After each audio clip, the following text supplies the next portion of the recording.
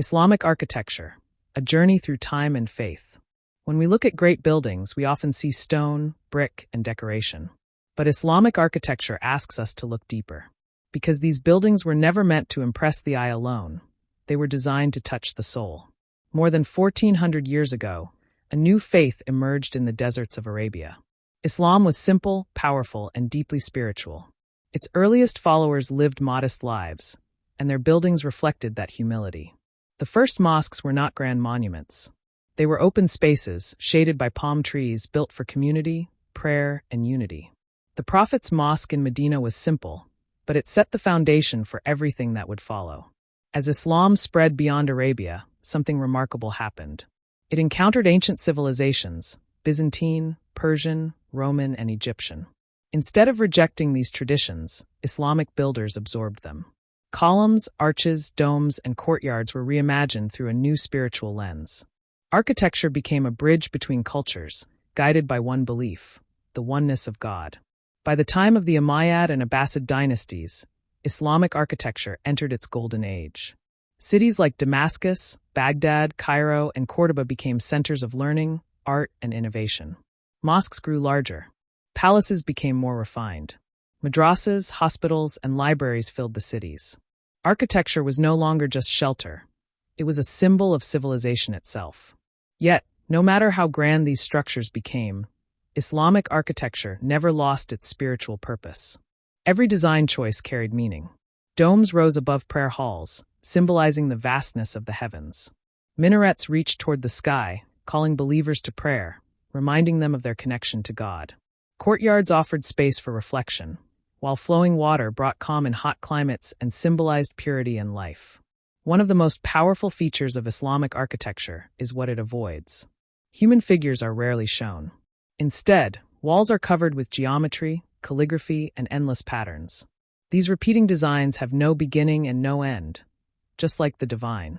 Arabic calligraphy transforms words from the Quran into art, making the message of faith part of the building itself. Light plays a quiet but important role. Sunlight filters through carved screens, creating moving shadows that change throughout the day. This gentle interaction between light and space makes the buildings feel alive, constantly shifting, constantly breathing. Over centuries, Islamic architecture adapted to every land it touched. From the deserts of Arabia to the gardens of Persia, from the palaces of Spain to the marble mausoleums of India, each region added its own materials, colors, and techniques. And yet, a shared identity remained. Different styles, one soul. Even today, the influence of Islamic architecture is everywhere. Its arches inspired European cathedrals. Its patterns influenced modern design. Its principles of balance, harmony, and human scale still guide architects around the world. Islamic architecture is not frozen in the past. It is a living tradition, a reminder that buildings can be more than structures. They can be expressions of faith, culture, and human hope. Because in the end, Islamic architecture is not just about how a building looks. It's about how it makes you feel. Sacred geometry, the hidden language of Islamic architecture. At first glance, Islamic architecture feels calm, balanced, perfectly ordered. But look closer, and you begin to realize something deeper is happening. These buildings are not silent. They're speaking through lines, shapes, and patterns. Islamic architecture tells its story without statues or painted faces. Instead of showing living figures, it turns to geometry. Circles, squares, stars, and repeating patterns become its language. This is not decoration for decoration's sake. It is a visual expression of faith, a reminder that behind the visible world lies a deeper, invisible order. At the heart of this philosophy is Tawhid, the belief in the oneness of God. Islamic architects believe that just as the universe follows perfect laws, architecture should reflect balance, harmony, and unity. Every pattern, no matter how complex, is built from simple shapes. One line becomes many. One form becomes infinite, just as creation flows from a single source. Step inside a mosque, and you feel this order immediately. The space is calm. The symmetry is soothing. Your eyes follow repeating designs that seem to continue forever. There is no single focal point demanding attention. Instead, everything guides you gently, inward and upward. The dome is one of the most powerful symbols in Islamic architecture. It rises above the prayer hall like a sky made of stone. Standing beneath it, You feel small, yet protected. The dome reminds worshippers of the vastness of the heavens and their place within it. It is not meant to overwhelm, but to humble. Minarets serve a different purpose. Tall and slender, they rise from the city like spiritual landmarks. Historically, they carried the call to prayer across neighborhoods. Symbolically, they connect earth to sky, the human world to the divine. Even in silence, a minaret speaks. Then there is the mihrab, a simple niche in the wall pointing toward Mecca. It is often beautifully decorated, yet modest in form. It marks direction, not dominance. It reminds believers that prayer is not about performance, but orientation, knowing where you stand. Islamic ornamentation deepens this experience. Geometric patterns repeat endlessly, drawing the eye into a visual rhythm. These patterns have no center, no edge. They suggest infinity, a concept beyond human reach, yet deeply felt. Floral designs, known as arabesques, represent life, growth, and the natural world, flowing endlessly without interruption. Calligraphy holds a special place. Words from the Quran are carved, painted, and tiled into walls and ceilings. Here, language becomes architecture. Faith becomes structure. The message of Islam is not only spoken, it is built into the very space around you. Light completes the experience. Sunlight enters through carved screens, domes, and arches, breaking into soft patterns that move throughout the day. Light is never harsh. It is filtered, controlled, and gentle. As time passes, the space changes, reminding us that nothing is fixed except the divine. Islamic architecture is designed to be felt, not just seen. It slows you down.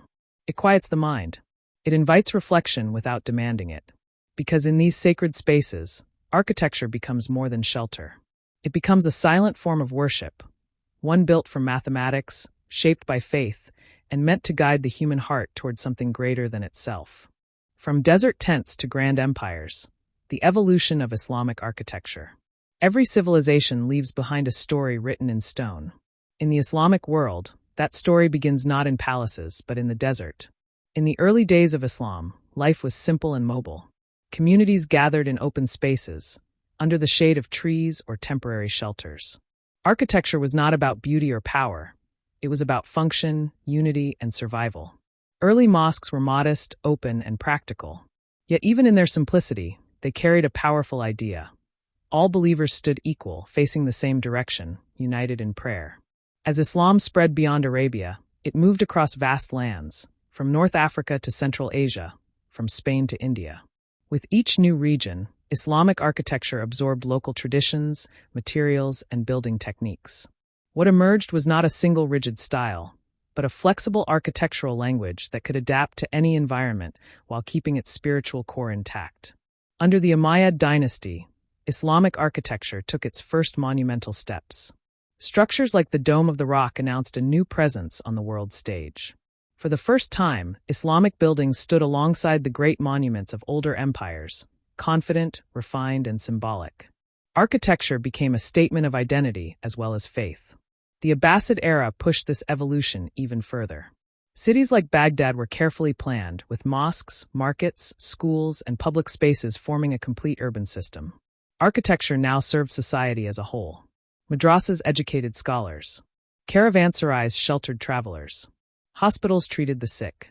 Buildings were no longer isolated objects. They were part of a living civilization. As centuries passed, regional styles began to flourish. In Persia and Central Asia, builders used brick, turquoise tiles, and soaring iwans. In North Africa and Spain, architects favored horseshoe arches, courtyards, and intricate stucco work. In Anatolia, Ottoman architects perfected the grand central dome. In India, the Mughal Empire blended Islamic design with local traditions, creating marble masterpieces that still inspire awe. Despite these differences, a shared soul remained. Mosques across continents followed similar principles. Courtyards offered peace. Water cooled and refreshed. Geometry and calligraphy replaced images. Faith provided unity where geography created diversity. But history is never gentle forever. Wars, invasions, and colonial rule disrupted Islamic societies. Traditional craftsmanship declined. Many historic buildings were neglected or damaged. The architectural language that once shaped empires began to fade from everyday life. Yet it did not disappear. In the modern era, Islamic architecture is finding new ways to speak. Contemporary architects are revisiting old principles, balance, human scale, natural light, and spiritual calm, and translating them into modern forms. Glass replaces stone. Steel replaces brick. But the heart remains the same. Today, Islamic architecture stands as a reminder of what is possible when faith, culture, and creativity move together. It shows us that architecture can grow without losing its roots, that progress does not have to erase memory. From humble desert gatherings to imperial capitals, Islamic architecture tells a story of adaptation, resilience, and belief. A story carved into walls, carried across continents, and still unfolding, one space at a time. Masterpieces of Islamic architecture that changed the world. Some buildings are more than stone and mortar. They carry the weight of history, belief, and human ambition. In Islamic architecture, a few masterpieces stand above the rest, not just as monuments, but as turning points in world history. One of the earliest and most powerful examples is the Dome of the Rock in Jerusalem. Built in the late 7th century, it was unlike anything the world had seen before. Rising above the city with its golden dome, it was not designed as a mosque in the traditional sense. Instead, it was a statement of faith, presence, and artistic confidence. Its geometry, mosaics, and sacred symbolism announced the arrival of a new civilization, rooted in belief and guided by beauty. Soon after, the Great Mosque of Damascus reshaped what a mosque could be. Built on the site of earlier sacred structures, it blended Byzantine craftsmanship with Islamic vision. Its vast courtyard, towering minarets, and glowing mosaics reflected a new architectural language, one that respected the past while boldly creating something new. As Islam spread westward, it reached the Iberian Peninsula. There, in the heart of Spain, rose the Great Mosque of Córdoba. Step inside, and the forest of red and white arches feels endless. Light filters softly through columns, creating a rhythm that feels almost musical. Córdoba was not just a mosque, it was a center of learning, tolerance, and cultural exchange. Its influence would later shape European architecture, including Gothic cathedrals. Nearby, the Alhambra Palace in Granada tells a different story. Not of power, but of poetry. Every wall is covered with delicate patterns, calligraphy, and flowing forms. Water moves quietly through courtyards and fountains. There are no grand statues or dramatic gestures, only whispered beauty. The Alhambra proves that true luxury lies not in excess, but in balance and detail. To the east, the Ottoman Empire gave the world another masterpiece, the Blue Mosque in Istanbul. With its cascading domes and slender minarets, it dominates the skyline while inviting the soul inward. Inside, thousands of blue tiles shimmer under filtered light. The space feels vast yet intimate, a perfect harmony between engineering and emotion. It represents the peak of Ottoman architectural mastery. And then there is the Taj Mahal. Perhaps the most famous Islamic building in the world, the Taj Mahal is more than a mausoleum. It is a love story carved in marble. Built by Emperor Shah Jahan for his beloved wife, it stands as a symbol of loss, devotion, and eternity. Every detail, from its perfect symmetry to the way it changes color with the sun, feels intentional, emotional, timeless. What connects all these masterpieces is not size or wealth, but purpose. They were built to inspire awe without arrogance, to express faith without force, to remind humans of beauty beyond themselves. These buildings did not just shape skylines. They shaped cultures. They influenced art, science, and architecture far beyond the Islamic world. Even today, architects study them. Travelers feel their power. And centuries later, they still speak, silently but clearly. Because true masterpieces do not belong to one time, one place, or one people. They belong to humanity. Elements, meaning, and global impact. Islamic architecture is often admired for its beauty. The patterns, the domes, the calm spaces. But behind that beauty is a deep system of ideas, carefully shaped over centuries across continents. At its core, Islamic architecture is not just about buildings. It is about how humans live, gather, and connect with something greater than themselves. Every structure, whether a mosque, a school, a palace, or a tomb, was designed with purpose. The mosque stands at the heart of Islamic architecture. More than a place of prayer, it is a community center. Early mosques were simple and open, welcoming everyone. Over time, they grew more refined, but their essence remained the same. The prayer hall, the courtyard, and the direction toward Mecca created a shared experience of unity and equality. Madrasas, or schools, reflect Islam's emphasis on knowledge. These buildings were often built beside mosques, combining spiritual learning with science, philosophy, and law. Hospitals, markets, and caravanserais show another side of Islamic architecture, one deeply connected to daily life. Architecture served society, not just rulers.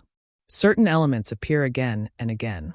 Domes create a sense of openness and spiritual elevation. Arches allow large spaces to feel light and flowing.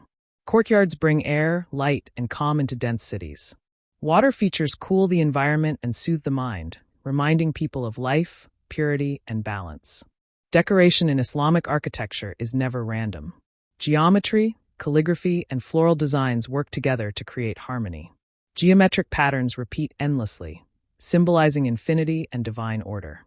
Calligraphy transforms sacred words into visual art, making faith part of the physical space. Floral motifs reflect nature, controlled, balanced, and eternal. One of the most powerful aspects of Islamic architecture is its human scale. Even in grand buildings, spaces are designed to feel approachable, not overwhelming. Light is filtered softly. Sounds echo gently. Movement feels natural. These buildings do not demand attention. They invite reflection. As Islamic civilization expanded, its architectural ideas traveled with it. In Europe, Islamic arches and decorative techniques influenced Renaissance and Gothic architecture. In Asia, Islamic planning principles shaped cities and gardens. The exchange was not one-sided. Islamic architects absorbed local traditions, creating a dialogue between cultures rather than a clash. Colonialism and modernization disrupted this tradition. Many historic structures were damaged, and traditional craftsmanship declined. Concrete and glass replaced stone and tile. Yet the core principles never disappeared. Today, architects around the world are returning to Islamic architectural ideas, not out of nostalgia, but necessity. Natural ventilation, climate-responsive design, human-centered spaces, spiritual calm in crowded cities. These ideas feel more relevant than ever. Islamic architecture continues to evolve, balancing tradition with innovation. New mosques and cultural centers reinterpret old forms in modern materials. The language changes, but the message remains. In the end, Islamic architecture reminds us of something simple yet powerful. Buildings can do more than shelter us. They can teach us how to live, with balance, humility, and beauty. And in a world that often feels chaotic, that message matters now more than ever.